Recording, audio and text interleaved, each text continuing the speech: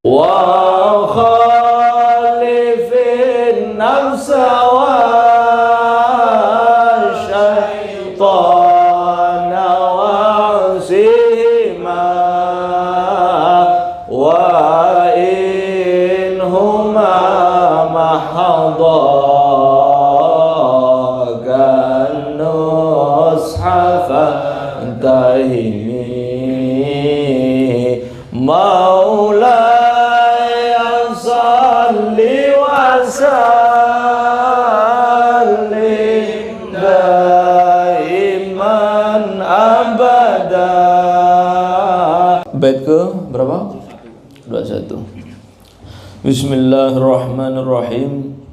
Kam hassanat ladzatan lil mar'i qatilatan min haitsu lam yadri anna summa fid dasami.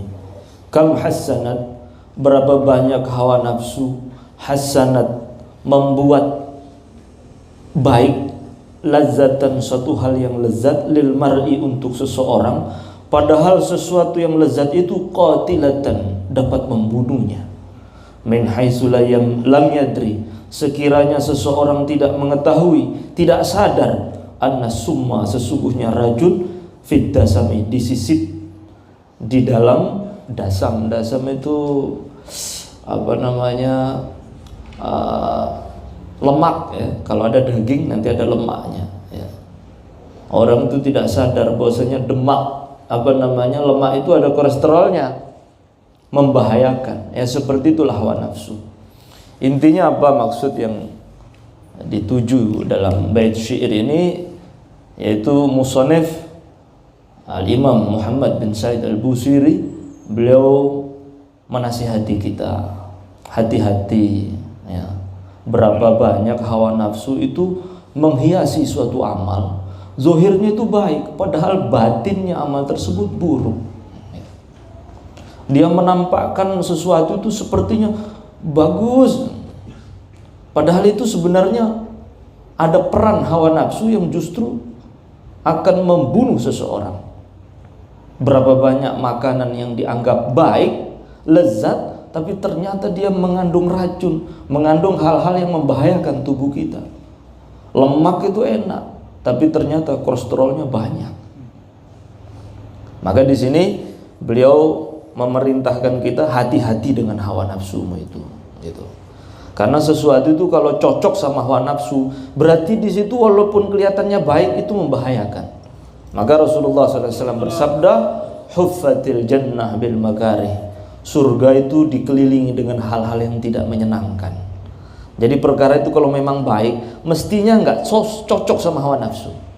Wa huffatin nar bis syahwat, dan neraka itu selalu dikelilingi dengan hal-hal yang menyenangkan. Maka kalau ada sesuatu atas nama kebaikan kok cocok sama hawa nafsu, hati-hati itu. Biasanya an-nasumma fid dasami, di situ ada racun yang disisip di dalam sesuatu yang lezat. Hati-hati. Nah kita ini kadang nggak sadar. Contoh ya, saya contohkan kebaikan, kelihatannya baik, tapi di situ ternyata bersarang hal-hal yang membahayakan kita. Contoh misalnya, kayak begini-begini, ngaji begini, direkam, diunggah di YouTube, ya. Nggak sadar itu. Dukung channel kami, jangan lupa subscribe. Yes, ngono ya. Jangan lupa tekan tombol lonceng notifikasi supaya kami bisa tambah semangat ya. Kalau ditanya kenapa harus begitu, ya gimana ya, ini kan untuk mensyiarkan ya. Padahal nanti tanpa dia terasa, dia kalau ada yang apa namanya begini tuh, apa namanya, apa sih, dia kecewa. Kalau ada yang komentar jelek, dia marah, dia off-kan itu, dia hapus komen-komen yang tidak bagus. Nah, menunjukkan di situ sudah ada peran hawa nafsu atas nama agama, atas nama syiar, mensyiarkan. Disitulah halus hawa nafsu itu, ya Allah. Kita tidak sadar. Memang seperti itu. Maka di sini Imam Muhammad Busiri beliau mengatakan kam hasanat lazzatan lil mar'i qatilatan. Berapa banyak hawa nafsu itu menghiasi sesuatu, kelihatannya lezat bagi seseorang padahal dapat membunuhnya. Dapat membunuhnya itu Masya Allah. Kelihatannya itu berdalil, tapi sebenarnya dalilnya itu adalah untuk membela hawa nafsunya. Karena seseorang itu kadang semakin tinggi ilmunya, semakin alim juga hawa nafsunya. Dan itu nggak bisa dibantah. Kalau diomongin dalil keluar itu, ya repot ini. Ya, dalil. Ya seperti itu, itulah bahayanya hawa nafsu itu. Kita tidak sadar kita telah menggunakan syariat yang suci untuk membela keinginan hawa nafsu kita. Nah, hati-hati ya. Kita lanjutkan. Waqshad dasa'isa min ju'in wa min shiba'in farubba makhmasatin syarr minat tukhami. Waqsha, dan takutlah kamu ad-dasa'isa, berbagai tipu daya dari hawa nafsu. Dan terkadang tipu daya itu masuk min ju'in, dari lapar, wa min shiba'in, dan juga dari kenyang. Gimana ini maksudnya? Ini unik ya. Kemudian beliau lanjutkan, farubba makhmasatin, berapa banyak rasa lapar, syarrun, lebih buruk, minat tukhami, daripada rasa kenyang. Kita sudah tahu ya, orang itu kalau kenyang itu membahayakan. Ya kan? Kita semua orang paham itu. Kata para ulama, di antara bahayanya orang selalu perutnya kenyang, menghilangkan kecerdasan. Maka jarang sekali orang sering kenyang itu pintar. Menghilangkan kecerdasan. Kemudian orang kalau kenyang terus itu akan mengeraskan hati. Kemudian gampang ngantuk, dikit-dikit ngantuk. Kemudian lebih mudah terkena penyakit apa saja. Orang yang kenyang itu. Saya punya teman itu cerita sama saya, nggak tahu itu cerita dia dari mana itu. Dia di Prancis lihat ada satu batu dipahat di depan sebuah rumah sakit. Nah, di situ tertulis di batu itu, resep sehat, makan ketika lapar, berhenti sebelum kenyang. Maka dia masuk ke rumah sakit itu, dikira itu rumah sakit Islam. Dia tanya-tanya, dia salam, assalamualaikum, nggak ada yang jawab. Loh, nggak ada yang jawab. Dia bilang, ini rumah sakit Islam, bukan? Lalu kok ada hadis di depan itu, ada kaulnya ulama. Maka dia ketemu sama dokternya, Pak dokter, ini rumah sakit Islam, bukan? Tapi kok itu kaulnya ulama Islam itu sudah ditemukan sekian ratus tahun yang lalu. Masa? Katanya. Saya telah menghabiskan umur saya 40 tahun meneliti apa yang menyebabkan manusia itu gampang sakit. Kesimpulan saya, ternyata resep sehat itu makan hanya ketika lapar dan berhenti sebelum kenyang. Makanya saya pahat di situ. Ah, itu punya ulama kami itu, kaulnya ulama kami, tunjukkan, ditunjukkan. Langsung dokter itu dan seluruh perawatnya masuk Islam semua. Ternyata Islam sudah duluan begitu. Karena di dalam Al-Quran disebutkan itu, kulu washrabu wala tusrifu. Makan dan minum jangan berlebihan. Konsepnya apa? Makan hanya ketika lapar dan berhenti sebelum kenyang. Nah, kalau bahayanya lapar mungkin orang-orang bijak sudah tahu itu. Nah, tapi terkadang hawa nafsu juga masuk ketika orang itu lapar. Contoh ya, ada orang tuh kalau puasa sebulan penuh kuat, tapi belum tentu dia kuat puasa Daud. Karena puasa Daud tuh hawa nafsu tuh kayak dibelai terus tempeleng gitu, dilus lagi tempeleng lagi. Besoknya makan, besoknya puasa, besok maka berat betul. Terus bagaimana? Apakah saya harus lapar? Nah, kata para ulama, intinya mau lapar, mau kenyang itu akan menjadi buruk kalau melampaui batas. Terlalu memberatkan diri lapar begitu ya juga bahaya juga. Ya kunang-kunang mata nggak bisa, jadi suka halu ya, suka halusinasi. Delopo mungkin keluwen gue.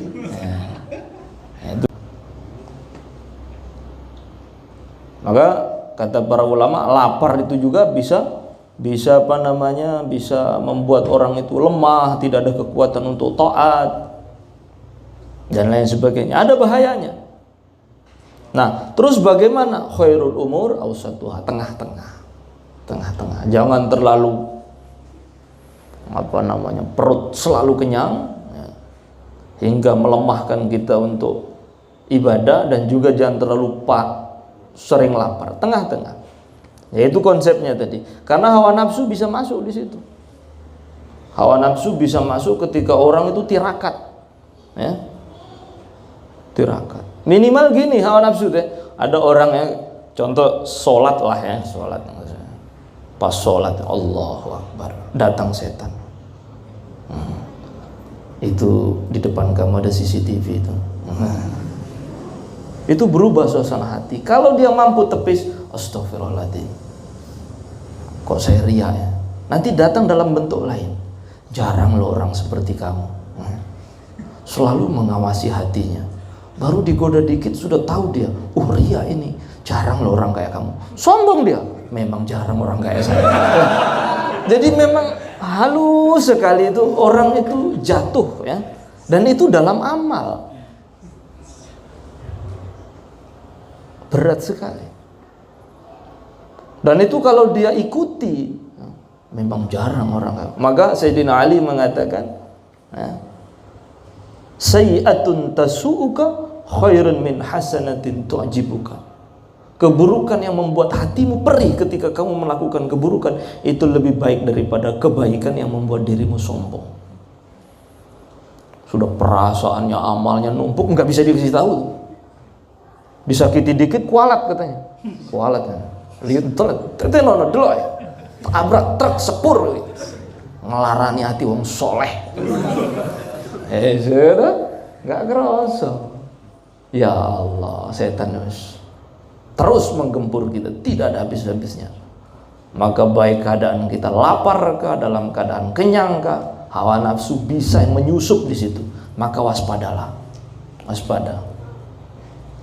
Nah kalau waktu kenyang, maka kita buat taktik ya, taktik.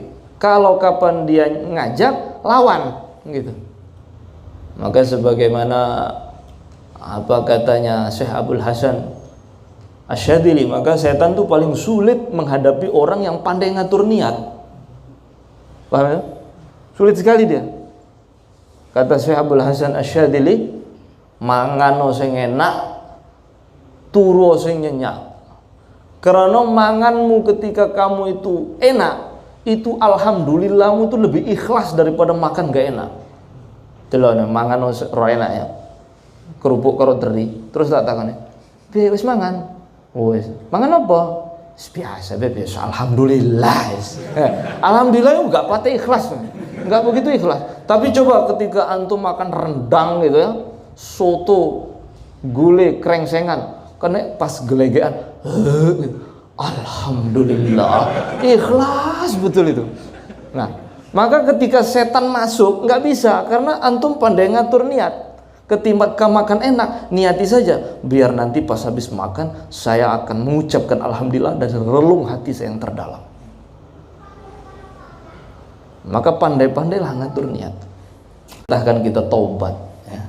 Karena orang itu banyak sekali tersandung dengan ajakan hawa nafsunya, baik dalam keadaan susah, senang, dalam keadaan ibadah, dalam keadaan tidak ibadah, dalam keadaan kenyang kah, atau dalam keadaan lapar. Maka beliau kasih kita resep bagaimana cara kita menghadapinya. Fastafrijud dam'a min ainin qadim tala'at.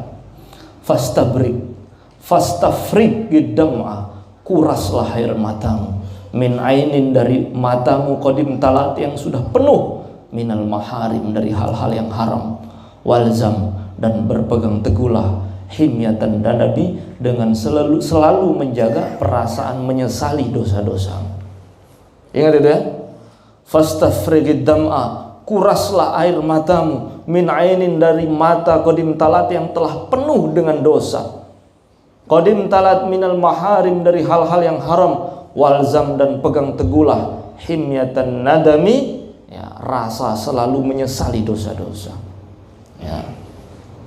Jadi beliau ini menjelaskan, seakan-akan beliau mengatakan, bersihkanlah kedua matamu dengan cucuran air matamu, dengan banyak menangis. Nangis siapa? Dosa-dosa yang pernah kita buat. Dan waspadailah hatimu supaya selalu menyesali dosa-dosa.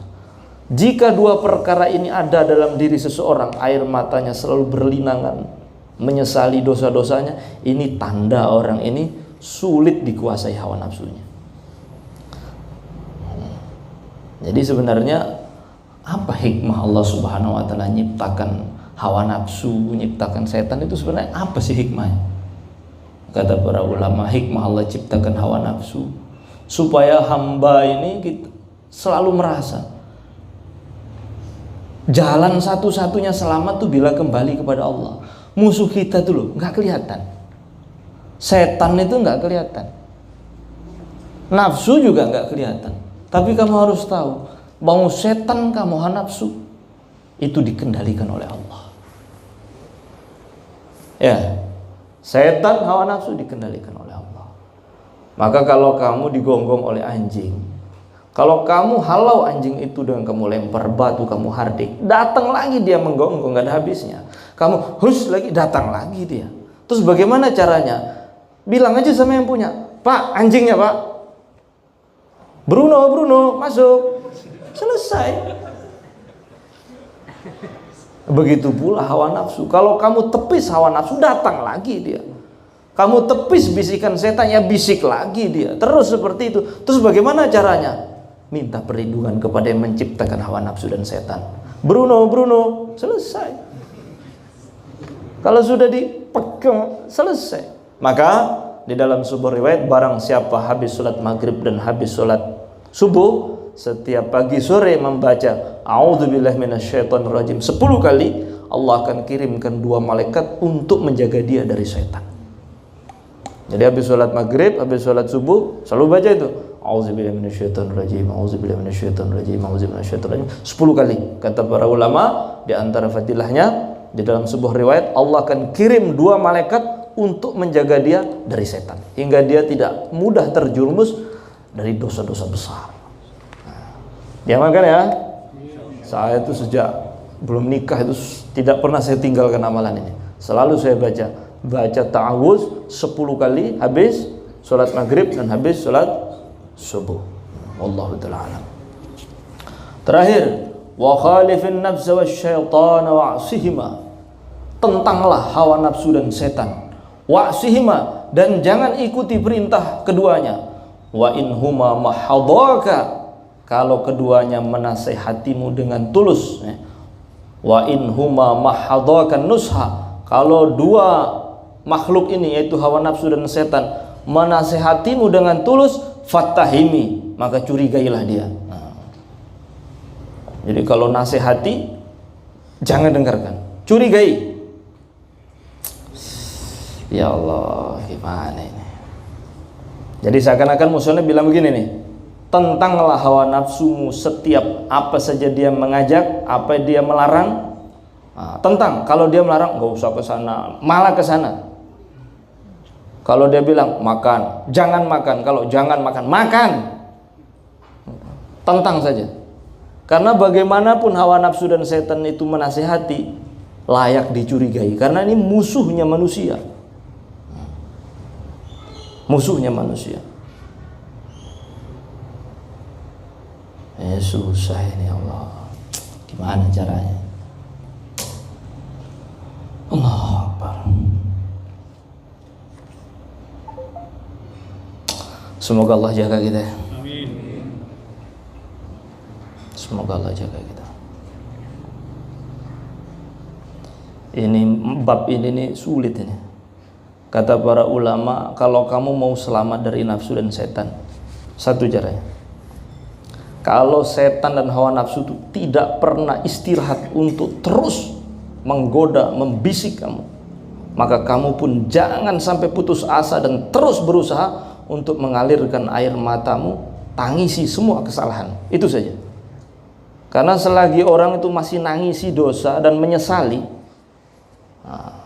maka seakan-akan tipu daya setan yang menggunakan hawa nafsu kita untuk mencelakakan kita itu sia-sia. Karena dalam sebuah riwayat, man taba kama la dzambalahu, orang yang taubat seakan-akan nggak pernah lakukan dosa. Jadi setan itu muangkel betul itu. Udah dia nangis lagi, dia kayak nggak melakukan jadinya. Jadi selagi orang itu hobi nangis dan menyesali dosanya, berarti dia ini telah membuat setan itu putus asa. Setan kamu berhenti, saya juga nggak akan berhenti nangis. Terus saja goda saya. Kalau saya tergelincir, saya akan tetap tobat dan saya akan menangisi dosa saya. Selagi kamu terus nangis dan menangisi dosa dan menyesalinya, setan itu juga nangis juga di belakang layar dia. Aduh, kesel-kesel dibutuh. Tiba nangis, selesai. Karena di dalam sebuah hadis, man taba kama la dzambanahu. Nah, orang tobat tuh jadi apa? Nyesel, itu aja. Yang penting ada rasa nyesel, terus saja pegang. Walzam himyatan nadami, pegang teguh rasa nyesel di dalam hati. Ya Allah. Paham ini? Cukup ya? Atau ya? Mana yang ada soal? Yang khidmat, monggo.